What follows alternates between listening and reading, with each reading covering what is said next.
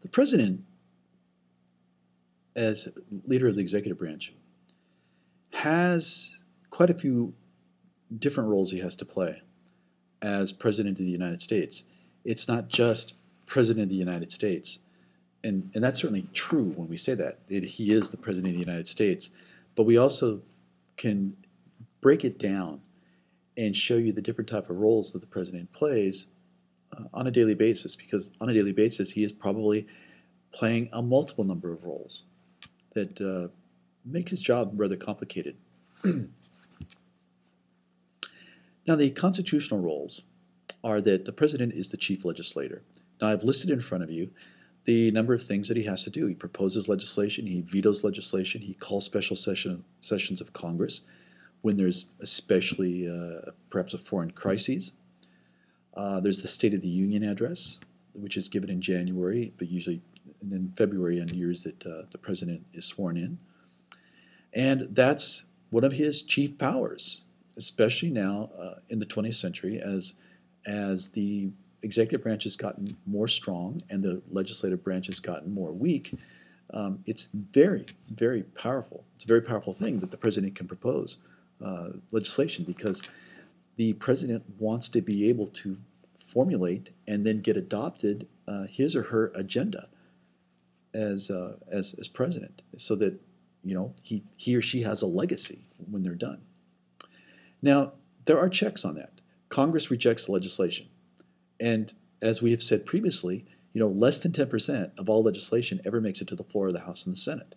So even if the president proposes legislation, it doesn't necessarily mean it's going to happen. What are the dynamics at the time? Is the president, pretty powerful? Is the president in a very weak position? There's a lot of dynamics that are at stake. And of course, even if the legislation gets to the floor of the House and the Senate and is passed from there and it gets to the president's desk and he or she vetoes it, the legislative branch, both houses, can override that veto with a 2/3 vote. It just doesn't happen very often, because usually bills never get to the point where the president has to veto them. The threat of a veto is actually more powerful than the actual veto itself. Now, the president, secondly, is the chief executive. As such, he or she enforces the laws, treaties, and the court decisions that are handed down or negotiated with other countries or are passed by Congress. He or she appoints or fires officials to office. He or she issues the very powerful and increasingly powerful executive orders. And we'll discuss what those are in a later time. At the same time, there is a check on presidential power. Congress, laws are passed, but Congress also has or controls what's known as the power of the purse, which means they have control of the money. Revenue bills start in the House.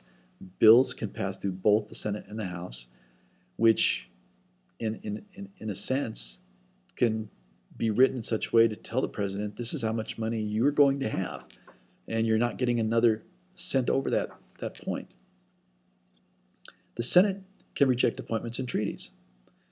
Robert S. Bork, who recently died, was a Supreme Court nominee in the 1980s, and he actually developed the terminology for not getting an appointment to the Supreme Court.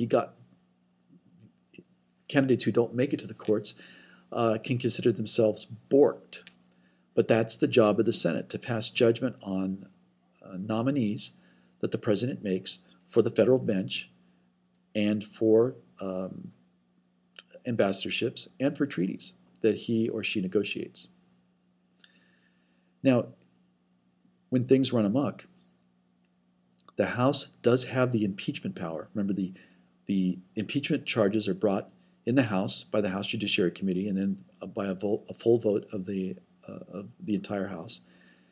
The trial is then held in the Senate, and if 2/3 of the Senate approves the charges that the president has somehow, in violation of the Constitution, then his or her removal is probably guaranteed and will happen. And finally, the Supreme Court can strike down and does strike down executive orders. They also strike down things like in this past week the recess appointments that the president made in this past year because of his frustration with the Senate not okaying his nominees. So as chief executive, he has these powers. As Congress and as the federal judiciary, there are checks on the president's power when it comes to these roles. The president is also the commander-in-chief. Now remember, the president cannot declare war. The president can ask for a declaration of war, but a declaration of war has to come from both houses of Congress, where it requires just a simple majority. The president, on the other hand, is the CIC, commander-in-chief. And therefore, the president is the head of the armed forces, and he's the civilian link to that armed forces. A person who becomes president of the United States has to resign his military commission. He cannot be let's say, a general or an admiral, and at the same time be president of the United States, any more that you can be a member of the president's administration and also have your congressional seat. It's not like it is in England, where the government system does require you to be a member of parliament before you can be a member of the government. Now that's the primary power as commander-in-chief for the president. And there are checks. The biggest one, of course, is the power of the purse. Congress appropriates funds for the military. If they don't appropriate funds for, let's say, an adventure that the president wants to pursue, the adventure will not happen because there will be no money to pay for it. Only Congress can declare war, so the president can't unilaterally declare anything. And the War Powers Act of 1973, which we will discuss in depth later on in this unit. The War Powers Act of 1973 is probably unconstitutional, but it does require some things of the presidents that presidents have responded to. So, for instance, making an address before Congress, telling Congress as to the reasons behind his moves for going to war. And it's interesting that it never has been contested in the courts, but it probably is unconstitutional. Now the president, the fourth role that we'll look at, is the chief diplomat. The president sets the overall foreign policy, and that was confirmed by U.S. v. Curtis Wright in 1936. And that really did put Congress on the defensive when it came to the administration of American foreign policy. The president appoints and receives all ambassadors. He or she negotiates all treaties and executive agreements. Now, the difference between a treaty and an executive agreement is that a treaty requires a vote of the Senate. An executive agreement is an agreement between the two heads of state, and it doesn't require a vote of the Senate. And the Senate has actually been complaining lately that the treaties that they are voting on are ones that deal with rather innocuous issues like the return of artifacts to its country of origin. But they're being frozen out of the bigger issues that are being negotiated as executive agreements. And finally, the president is the one who decides whether he or she will give a diplomatic recognition to foreign governments. And that usually happens when a government falls, and maybe in a revolution, and the new one comes up, and you're not sure that new government represents their people all that well. And so, sometimes it happens overnight, and sometimes it takes a while to recognize that government. So when the president of Egypt, Mubarak, fled Egypt to, I believe, Saudi Arabia, President Obama immediately recognized the interim government as a legitimate government in Egypt, and did the same thing in Libya and in Algeria, or Tunisia, when those governments fell. At the same time, again, the president is hemmed in a bit by Congress's willingness to spend money on foreign affairs. If they're getting pressure from their constituents that we're spending too much money on foreign affairs, Congress may be more reluctant to fund adventures outside the country than they would in more normal times. And secondly, senators can reject treaties and they can reject ambassadors. Obviously, the most famous rejection of a treaty is the Treaty of Versailles in 1919, which was negotiated in 1919, and then Wilson fought hard to get it passed in late 1919, early 1920, and it led to his debilitating stroke, which is how he finished out his presidency. The Senate, on occasion, does find some ambassadorial nominees not to their liking, and usually they try to get the word to the president beforehand, but theoretically can reject an ambassador, which would be an embarrassment to the president. And if your party is the one running the Senate, you try not to avoid the president of the same party. Now, the president is also chief of state. This is very ceremonial. In a lot of countries in Europe, for instance, Germany has Angela Merkel, who is the prime minister, and she takes care of the day-to-day nitty-gritty political stuff. Meanwhile, there is a separate man who is the president of Germany, who, if President Obama was to visit the country, that would be the man who meets President Obama at the airport. Now, probably Angela Merkel would too, but she's not altogether required to do that because she is not the chief of state in Germany, but she is the head of government. And there's a difference. Back in 1933, when Hitler became the head of government in Nazi Germany, he was appointed to that post by the president of Germany. It was a ceremonial role, but it had a little bit more power than Paul von Hindenburg. And this situation is what it's like in many countries where the position is split in two. In the United States, though, it's split in one. If Queen Elizabeth or the British Prime Minister or the French President are to visit the United States, the President will usually meet them at the airport. And it's one of his or her roles that very, very important allies are met by the President as soon as they step foot on American ground. At the same time, we do know that the powers that the president wields as chief of state combine the chief executive and chief of state roles that exist in other countries. So it's kind of a unique little wrinkle that the founders put in, and it's served us well in that time. Now, the president is also what's known as the chief jurist. He or she appoints federal judges to the bench. Now, remember, those federal judges are then waiting for the Senate approval. So the president appoints, the Senate confirms.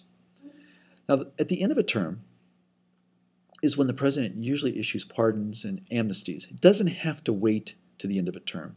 But in the last couple of days, presidents will do this. The last couple of days of their administration, presidents will do this. Sometimes it hangs them up. Bill Clinton issued a pardon to his brother, Roger, who had been in some scrapes with the law. And at the same time, he also issued a pardon to the son of a very important contributor to the Clinton campaigns. Turns out the son had very big ties to the cartels. And Clinton said later on that if he had known that, and it's hard to believe that the president's people hadn't vetted this person, he would never have pardoned him. He said, if I had known, I wouldn't have. So presidents usually are reluctant to issue pardons and amnesties to people. But when they do, they usually probably reserve 95% of those pardons and amnesties to the end of their administration. Now, the check as the chief jurist, and a major one, is that the Senate can reject judicial appointments, and they often do. But even more importantly, the senators can place holds on nominations, which puts a stop to their movement. And until the senators release those holds, those nominations are not going to go anywhere. And it's very frustrating to presidents.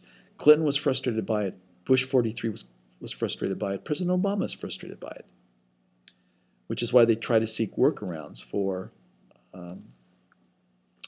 nominations. Now, the president also serves in a couple of non-constitutional capacities. First and foremost, and this is a little bit more in the purview of what happens when you're the incumbent, you are the head of your political party. President Obama is head of the Democratic Party. The Republicans are kind of like the sheep out in the wilderness. They have a leader, Reince Priebus, but it's kind of different. Reince Priebus can certainly wield, and certainly does wield, a lot less power than the President of the United States does. And this is really important when the President is running for perhaps a second term, when he needs to rely on his party for to steel themselves against, in a tough campaign against the opposition. Now, secondly, and we've seen this in the latter year of the Bush administration and certainly in the first year of the Obama administration, the president becomes the chief economist. He becomes the booster child, or provides the boost in talking about the administration's role in what the economy is doing. The president theoretically has no way to make the economy stop or go. It's the policies that he or she espouses: higher interest rates, lower interest rates, which can higher interest rates slow down the economy, lower interest rates speed up the economy. The president cannot tell people what to do, and he can't even tell the Federal Reserve what to do. But it's a huge thing. He sets the agenda. This is what I would like to do. I want to lower unemployment rate to 7.5. I want to invest in green energy, things like that. Those are the kind of chief economist roles that presidents play. So when you finish this, you need to answer this focus question. Analyze the following statement. The greatest source of presidential power is not to be found in the Constitution, but in politics and public opinion. And what you're going to do is you're going to provide me with a 1 to 2 paragraph answer. I don't need a book, but I need something that's direct and to the point. And you can bullet it if you want, but as long as I get a number of things for a number of ideas that either validate this opinion or it doesn't validate this opinion. Either way, you have to justify your answers. So this is the end of the constitutional roles, and our next one will be the presidential support staff.